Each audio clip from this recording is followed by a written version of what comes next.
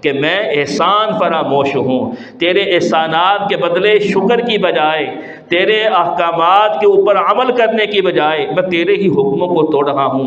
تو یہ گناہ کا سب سے بڑا جو ایک اثر پڑتا ہے کہ انسان عملی طور کے اوپر احسان فراموش ہو جاتا ہے۔ دوسرا اثر کیا ہے کہ انسان ظلمت اور تاریکی میں ڈوب جاتا ہے، اسے گناہوں کا احساس ہی نہیں رہتا کہ یہ گناہ فلاں ہے، یہ گناہ اتنا بڑا، یعنی اس کے اوپر اثر پڑے گا، اس گناہ سے یہ فلاں حالات پیدا ہوں گے۔ اب دیکھیں نا، یہ ہم نے تقسیم کر رکھا ہے، یہ گناہ کبیرہ ہے، یہ گناہ صغیرہ ہے، یہ گناہ توبہ سے معاف ہوگا، کبیرہ گناہ بغیر توبہ کے معاف نہیں ہوگا۔ دوسرے ایسے گناہ بھی ہیں کہ بسا اوقات اچھا عمل کرنے سے وہ گناہ ختم ہو جاتے ہیں۔ مثلا انسان اذان کا وقت ہوا، مسجد کی طرف چل پڑا، باوضو ہو کے اگر نکلا ہے، وضو کر رہا ہے، جہاں جہاں وضو کا پانی لگ رہا ہے اعضاء سے وہ گناہ در رہے ہیں، ایک ایک قدم کے اوپر انسان کی نیکی لکھی جا رہی ہے، خطائیں اس کی معاف ہوتی جا رہی ہیں۔ ہاں جی، تو یہ بعض گناہ ایسے ہوتے ہیں کہ جو اچھے اعمال کرنے کی وجہ سے اللہ ان کو مٹا دیتا ہے۔ تو یہ ہمارے ہاں تقسیم ہے، کبیرہ گناہ اور صغیرہ گناہ۔ لیکن یاد رکھیے، جب ہم گناہ کو گناہ سمجھیں گے نہیں تو یہ کبیرہ گناہ بن جائے گا، چاہے وہ صغیرہ ہی کیوں نہ ہو۔ ایک آدمی سمجھتا ہے یہ گناہ ہے ہی نہیں ہے، اس کو معمولی سمجھ رہا ہے، تو صغیرہ گناہ کو معمولی سمجھنا بھی کیا بن جاتا ہے؟ کبیرہ گناہ۔ تو یہ نقصان دوسرا ہوتا ہے۔ اس کی مثال اسی طرح ہے کہ جس طرح ایک آدمی بدبودار ماحول کے اندر رہ رہا ہو تو اسے پھر اس بدبو کا کوئی اثر نہیں رہتا۔ باہر سے آنے والے کہتا ہے کہ یہاں سے مجھے اس ماحول سے بدبو محسوس ہو رہی، وہ کہتا ہے مجھے نہیں، کیوں؟ اس ماحول میں پھنس چکا ہے۔ اور اسی طرح تیسرا نقصان کیا ہے کہ انسان کا جو دل ہے وہ زنگ آلودہ ہو جاتا ہے، جیسا کہ حدیث کا مفہوم ہے۔ آقا نے فرمایا دلوں کو بھی زنگ لگ جاتا ہے، جس طرح لوہے کو پانی لگنے سے وہ زنگ آلودہ ہو جاتا ہے گناہ کرنے کی وجہ سے، مومن کا دل بھی، انسان کا دل بھی زنگ آلودہ ہو جاتا ہے۔ فرمایا جب اس نے ایک گناہ کیا، توبہ نہیں کی، نقطہ لگ گیا ہمارے دل کے اوپر، سیاہ نقطہ لگ گیا۔ پھر دوسرا گناہ کیا، اور یاد رکھیے گناہ کے اندر اور نیکی دونوں کے اندر کشش ہے۔ جیسے نیکیوں کی طرف بڑھیں گے اللہ اور توفیق دے گا اور نیکی کرنے کی، دوسری کریں گے اللہ اس سے بڑی نیکی کی توفیق دے گا۔ اسی طرح جب گناہ کی طرف ہم قدم بڑھائیں گے نا تو پھر گناہ جو کہ قدم ہے وہ اس سے اگلے گناہ کے اوپر ہمیں پہنچائیں گے، جب ہم وہاں پہ پہنچیں گے وہ اور بڑے گناہ کی طرف لے جائیں گے۔ تو یہ برائی کا بھی اندر یہ چیز ہے اور اچھائی کے اندر بھی یہ چیز ہے۔ تو انسان کا دل زنگ آلودہ ہو جاتا ہے، ایک برائی کی ایک نقطہ، پھر برائی کی دوسرا نقطہ، پھر برائی کی تیسرا نقطہ، پھر برائی کی چوتھا نقطہ۔ اب یہ کیا کر رہا ہے؟ اپنے اللہ کی طرف توجہ ہی نہیں ہے، اب اپنے دل اللہ کی طرف متوجہ کر ہی نہیں رہا، حتیٰ کہ حدیث کا مفہوم ہے سارا دل انسان کا سیاہ ہو جاتا ہے۔ قرآن سے کہا کلا بل ران علی قلوبہم، اس کے دل کے اوپر زنگ لگ گیا 30ویں سپارے کے اندر۔ اب نقصان کیا ہوگا؟ اللہ اس سے توبہ کی توفیق چھین لے گا، اللہ اس سے توبہ کی توفیق چھین لے گا، اس کے دل میں وہ احساس ہی نہیں رہے گا۔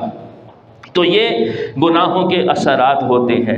ہاں جی، کبھی دل کا زنگ آلودہ ہو جانا، پھر کئی قسم کے گناہ ہیں، پھر آگے اس کے معاشرے کے حالات کے اوپر اثر پڑتے ہیں۔ مثلا آپ نے فرمایا کہ جب لوگ زکوٰۃ دینا بند کر دیں گے تو ہم بارشوں کا سلسلہ بھی روک دیں گے۔ پھر اسی طرح فرمایا کہ جب فحاشی عریانی بے حیائی اپنے عروج کو پہنچے گی۔ اب وہ فحاشی عریانی آج کل تو ہمارے معاشرے کے اندر پورا ایک بزنس بن چکا ہے، ہاں جی، اور اس کو ایک بہترین طریقے سے پیش کیا جاتا ہے اور ہم سمجھتے یہ برائی ہے ہی نہیں ہے، ہاں جی، ہم اس کو گناہ سمجھ ہی نہیں رہے۔ فرمایا جب فحاشی عریانی عروج کے اوپر پہنچتی ہے تو اللہ تعالیٰ معاشرے میں ایسی وبائیں اور ایسی بیماریاں پھیلا دیتا ہے کہ جن کا نام تمہارے آباء و اجداد بھی نہیں سنا ہوگا۔ کہاں میرے پیغمبر کی پیش گوئی 1450 سال پہلے کی، ہاں جی، اور کہاں آج کا ہمارا دور کہ وہ ایسی ایسی وبائیں، ایسی ایسی امراض جو ہمارے بڑوں نے کبھی نام سنا ہی نہیں ہے۔ ہاں جی، اب آپ اپنے حالات دیکھیں تو صحیح، کتنی ایسی بیماریاں ہیں کہ کچھ عرصہ پہلے چلے جائیں تو ان بیماریوں کا نام و نشان نشان تک بھی نہیں تھا۔ آج اپنے معاشرے کے اندر دیکھیں تو ایسی امراض کا ظاہر ہو جانا جس کا ہمارے بڑوں نے نام تک نہ سنا ہو، تو یہ علامت ہے ہمارے معاشرے میں فحاشی اور عریانی اپنے عروج کو پہنچ چکی ہے، جس کی وجہ سے ایسے حالات پیدا ہو چکے ہیں۔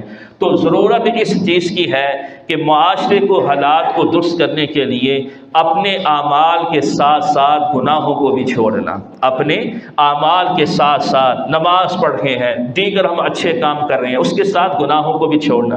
حضرت عبداللہ ابن عباس پیارے پیغمبر صلی اللہ علیہ وسلم کے چچا زاد بھائی حضرت عبداللہ ابن عباس رضی اللہ تعالی عنہ، یہ حضرت عباس کے بیٹے تھے رضی اللہ تعالیٰ، جو آپ کے چچا تھے، ہاں جی۔ اور جس وقت آسم دنیا سے رخصت ہوئے تو اس وقت حضرت عبداللہ ابن عباس رضی اللہ تعالیٰ عنہ کی عمر صرف 10 سال تھی، کم عمر تھے، لیکن اللہ نے علم کمال درجے کا آپ کو عطا کیا ہوا تھا۔ اس کی وجہ کہ حضرت ابن عباس رضی اللہ تعالی عنہ کو ایک دن میرے پیارے پیغمبر صلی اللہ علیہ وسلم نے دعا دی۔ وہ دعا کیا تھی؟ اللہم علمہ الکتاب وفقہہ فی الدین، اے اللہ اس کو قرآن کا علم سکھا دے اور اس کو دین کی سمجھ عطا کر دے۔ تو جس وقت پیارے پیغمبر صلی اللہ علیہ وسلم کا وصال ہوا تو آپ بڑے بڑے صحابہ کرام کے پاس جاتے، ان سے احادیث لیتے، ان سے علم سیکھتے، ہاں جی، اور اس علم کے ذریعے پھر آپ اپنے سینے کو منور کرتے رہے، اپنے علم کے خزانے کو لیتے رہے۔ اور پھر ایک مقام ایسا آیا کہ بڑے بڑے صحابہ کرام جب کسی مسائل میں الجھے ہوتے تھے تو وہ حضرت ابن عباس کے پاس جاتے تھے رضی اللہ تعالی عنہ، میرے پیغمبر کی دعا اور ان کی علم کی طلب۔ اور پھر ان کو پتہ کیا لقب میرا تھا؟ امام المفسرین، کہ یہ قرآن کی تفسیر کرنے والوں کے امام ہیں۔ یہ میرے نبی کی دعا کا اثر تھا۔ تو حضرت عبداللہ ابن عباس رضی اللہ تعالی عنہ سے کسی نے پوچھا، عبداللہ ابن عباس آپ کے نزدیک بہترین آدمی کون سا ہے؟ آپ کو فرمایا 2 آدمی، اس نے شخص نے سوال کرنے پوچھا کہ 2 آدمی ہیں، آپ بتائیے کہ آپ کے نزدیک ان میں سے بہتر آدمی کون سا ہے؟ فرمایا وہ 2 آدمی کون سے ہیں؟ فرمایا ایک وہ آدمی وہ فرائض ادا کر رہا ہے، فرض ادا کر رہا ہے، واجبات بھی ادا کر رہا ہے، سنتے وغیرہ بھی ادا کر رہا ہے، لیکن اس کے ساتھ ساتھ وہ گناہوں سے بھی بچ رہا ہے۔ نوافل اس کی زندگی میں اتنے زیادہ کوئی نہیں ہے، ذکر و اذکار اس کی زندگی میں اتنے زیادہ نہیں ہے، وظیفے اتنے زیادہ وہ کوئی نہیں کرتا، صرف فرائض سنتے وغیرہ واجبات ادا کر رہا ہے، نوافل کبھی پڑھ لیے کبھی نہیں پڑھتا، ذکر و اذکار کبھی کر لیا کبھی نہیں کرتا، لیکن گناہ بھی کم ہے اس کے۔ اور دوسرا وہ آدمی کہ جو فضائل کے اندر یعنی اعمال کے اندر بڑا آگے بڑھا ہوا ہے، نمازیں بھی پڑھ رہا ہے، روزے بھی رکھ رہا ہے، زکوٰۃ بھی دے رہا ہے، بڑے بڑے افعال بھی کر رہا ہے، ہاں جی، اور اس کے ساتھ ساتھ تسبیحات بھی کر رہا ہے، وظائف بھی کر رہا ہے، لیکن جتنے زیادہ اس کے اعمال ہیں اتنے ہی وہ گناہوں کی طرف بھی آگے بڑھتا جا رہا ہے۔ بہتر کون ہے؟ فرمایا وہ شخص اگرچہ نوافل نہیں پڑھتا لیکن اس کے دامن میں گناہ بھی کم ہے، میرے نزدیک وہ آدمی بہتر ہے کہ جس کے اعمال بہترین ہیں، فرائض واجبات ادا کرتا ہے، اگرچہ وہ نوافل نہیں ادا کرتا لیکن اس کے دامن میں گناہ بھی تو کم ہے، گناہوں کی نحوست بہت زیادہ ہوتی ہے۔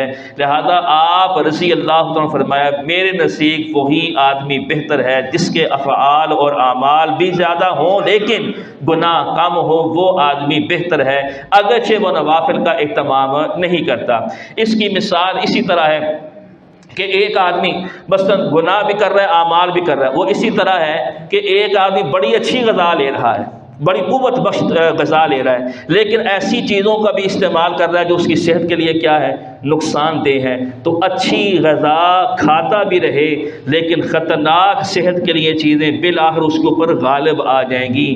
اسی طرح ایک آدمی افعال اعمال نوافل وظائف سب کچھ کر رہا ہے لیکن گناہوں سے پرہیز نہیں کر رہا تو بالآخر پھر گناہوں کا غلبہ اس کے اوپر ہو جائے گا۔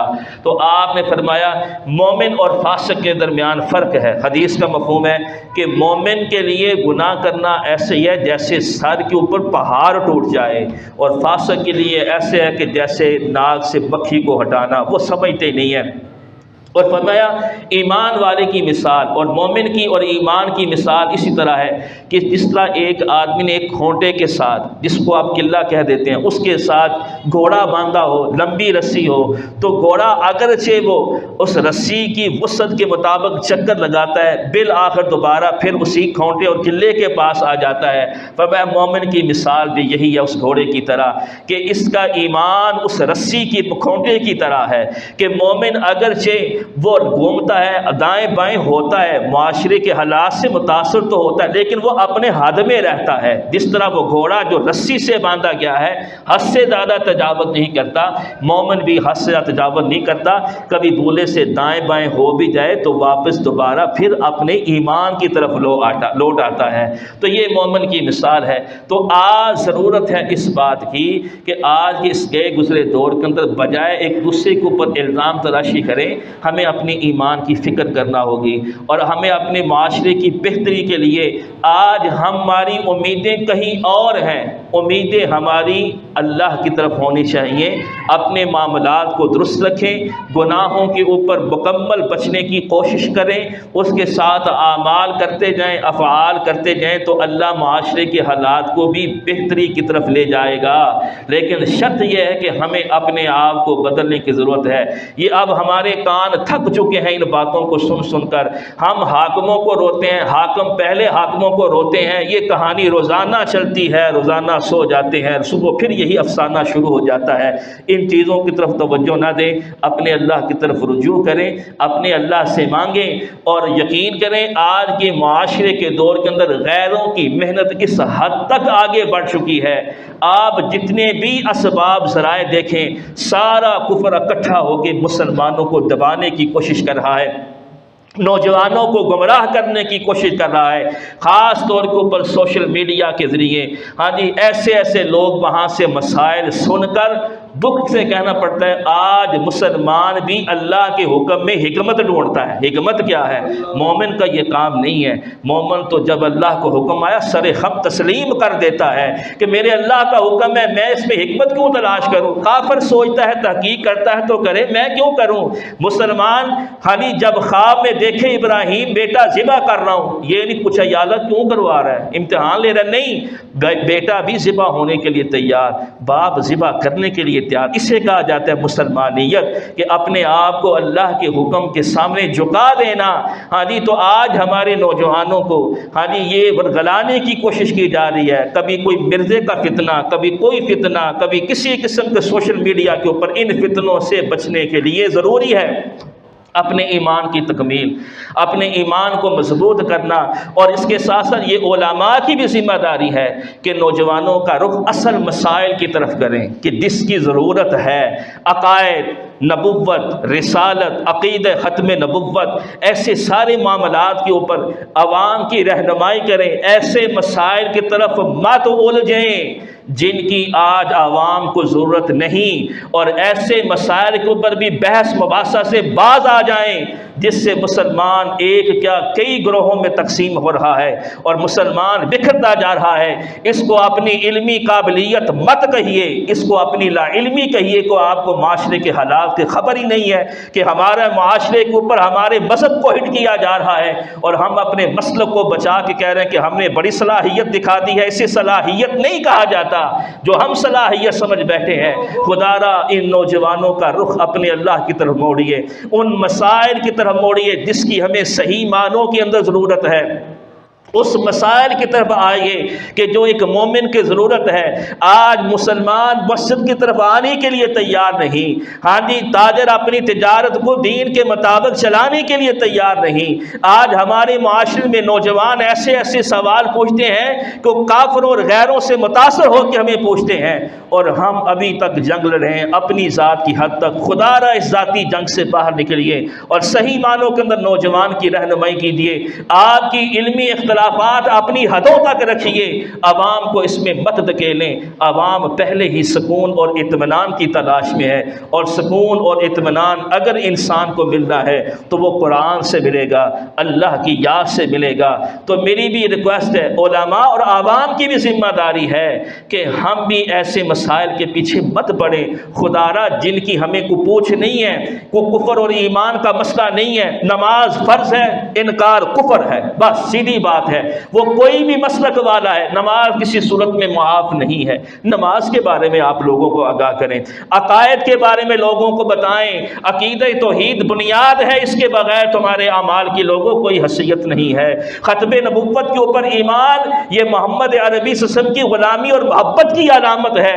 اس میں اگر ہم کسی قسم سے پیچھے ہٹ گئے تو یہ ہمارا ایمان ختم ہو جائے گا۔ اس جذبے کے ساتھ عوام کو تاثر دیا جائے کہ ہم عوام کا رخ ان مسائل کی طرف موڑ رہے ہیں کہ جن کی ضرورت نہیں ہے۔ تو بہرحال خلاصہ یہ ہے کہ اگر ہم معاشرے کے حالات کو درست کرنا چاہتے ہیں، اللہ کی نافرمانی کو چھوڑیں، اپنے اعمال اپنے افعال کی طرف توجہ دیں۔